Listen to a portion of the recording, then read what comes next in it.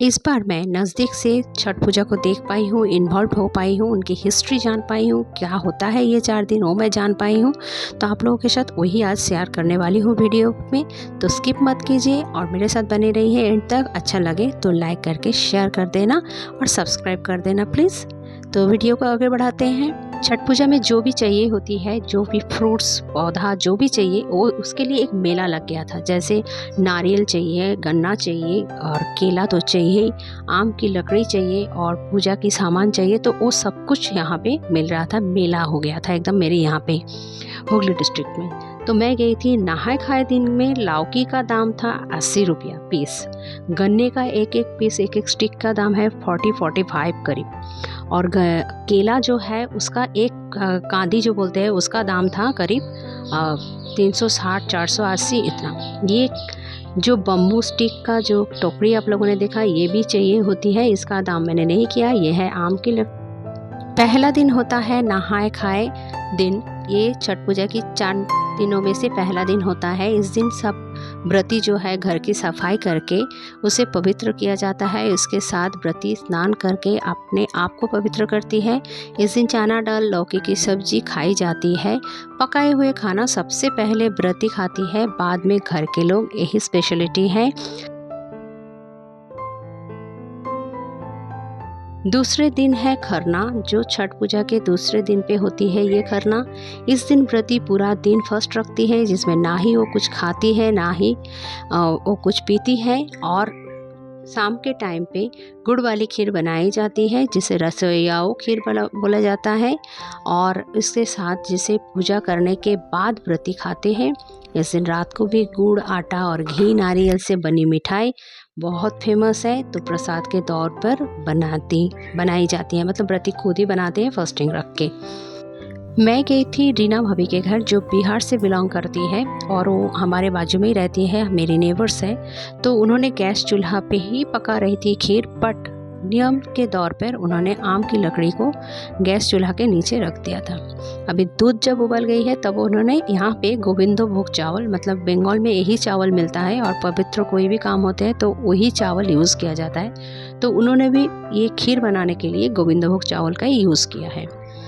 जब तक खीर बन रही होती है तब तक भाभी गुड़ को अच्छे से आटे के साथ मयान दे के, मतलब घी का मयान पड़ता है और उसको मिक्स कर रही है। और इसके बाद उसमें पड़ता है नारियल। जैसा मैंने पहले ही बोला था कि ये ठेकुआ बनने के लिए प्रिपेयर होगा, ठेकुआ। तो उसके लिए आटा गूंदा जा रहा है। ये नारियल जो ड्राई फ्रूट्स है उसे काटा जा रहा है। अभी आटे में थोड़ा थोड़ा पानी डाल के बाइंडिंग किया जा रहा है। इसके बाद देखिए, यही है आम की लकड़ी जो चूल्हे के नीचे दिया गया है।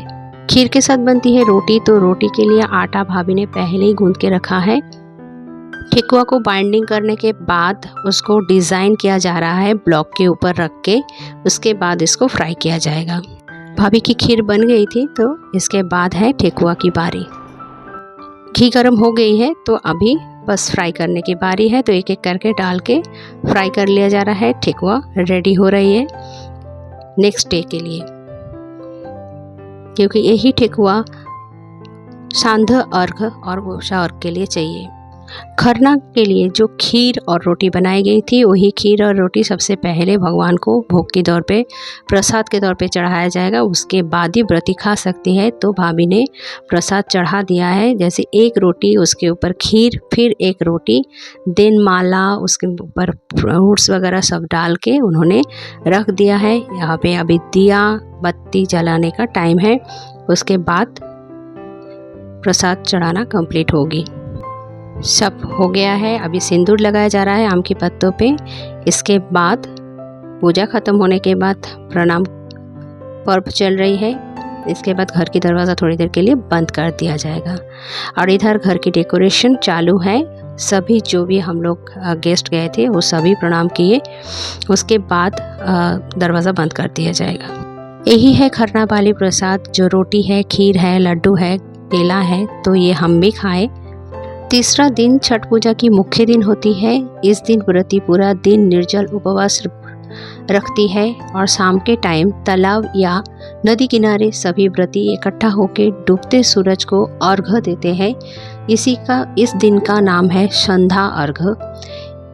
जब व्रती घाट पे अर्घ देने के लिए जा रही होती है, तब उनका बेटा या घर के कोई भी पुरुष बांस की बनी टोकरी लेकर आगे चल रहे होते हैं, जिसे बहेंगी कहा जाता है। बहेंगी में पूजा की प्रसाद, फल और पूजा की सामग्री रखी जाती है। और गन्ने की यहाँ पे जो बनाई गई है, इसे कोशी पूजा के लिए बनाई गई है। यहाँ पे मिट्टी के ठाकुर जी बनाए जाते हैं, उसमें दिया लगाए जाते हैं। इस तरीके से कोशी पूजा होती है। छठ पूजा की एक बहुत ही बेहतरीन पार्ट है जो कोशी पूजा करते ही है। यहाँ पे मैं जहाँ पे सोसाइटी में देखने गई थी, वहाँ पे वो लोग मतलब गंगा किनारे नहीं जाते, क्योंकि वहाँ पे भीड़ बहुत ज़्यादा होती है, उनको जगह ही नहीं मिलता है उनकी पूजा ठीक से करने के लिए। इसलिए उन लोगों ने क्या किया, एक तालाब जैसे उन्होंने बना लिया है और उसी में सब एक एक करके जितने जन हो रहा है आराम से कर रहे थे, क्योंकि पूजा करनी है, मन में भक्ति है, तो भगवान को पूजा देने के लिए कोई भी बाधा बहुत कम होती है। सभी बाधा पार करके सब लोग ठीक कर पाते हैं। तो आप अगर बिहार से बिलोंग करते हो तो आप ये सारे रिचुअल्स शायद जानते हो, आपको देखने में अच्छा भी लगे, लेकिन मुझे तो बहुत अच्छा लगा। मैं बिहारी नहीं हूँ, बट मुझे रिचुअल्स बहुत अच्छे लगे। बहुत ध्यान से, बहुत भक्ति के साथ कर रहे थे। यहाँ पे मैंने देखा कि जेंट्स लोग पानी दे रहे थे और औरत जो है वो पानी के अंदर घूम रहे थे, वही पूजा कर रहे थे। एक एक करके सभी का ख़त्म हो रहा है, तो एक एक करके सब जा रहे हैं, तो दूसरे को जगह दे रहे हैं। इस तरीके से ये देखिए, यही बहेंगी फिर वापस सर पे उठा के जेंट्स लोग चले जाते हैं।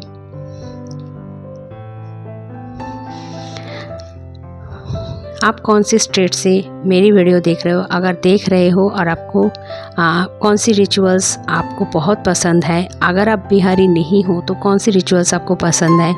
सिर्फ बिहार की नहीं, मैंने तो सुना है नेपाल की भी लोग ये पूजा करते हैं। छठ पूजा एक्चुअली सबसे ओल्डेस्ट फेस्टिवल है। ये पूजा सूर्य देव और उनकी बहन षष्ठी मैया को अर्पण किया जाता है। कार्तिक मंथ की शुक्ल पक्ष की षष्ठी तिथि, मतलब 6 डेज ऑफ कार्तिक मंथ को ही ये पूजा होती है।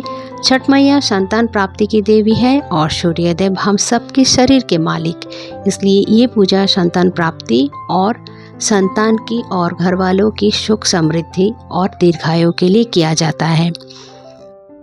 छठ पूजा क्यों और कब शुरू हुई थी, इसके लिए कुछ कहावत है, कुछ मान्यता है, कुछ मीथ है। तो इसमें से सबसे पहला जो है, भगवान श्री राम भी ये पूजा किए थे। एक्चुअली भगवान श्री राम नहीं, माता सीता ने ये वनवास काटने के बाद जब वापस आए थे, तब उन्होंने राज्य पाट को संभालने के लिए, सुख समृद्धि के लिए ये छठ पूजा उन्होंने किया था। सूर्यपुत्र कर्ण, उन्होंने भी ये पूजा किया था और पांडव पत्नी द्रौपदी भी अपनी सूर्य पूजा किया था।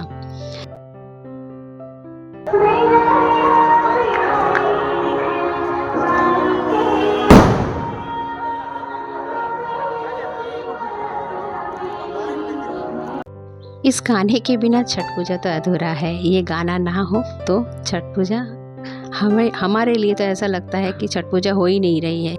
कन्नी की घेरा बांध के जो कोशी पूजन किया गया था उसको उठा के लेके जाया जा रहा है, बट दिया और वो पुतला वो वहाँ पे ही रह रहा है। और धीरे धीरे ये घाट खाली हो रही है, क्योंकि शाम पूरी तरह से हो गई है।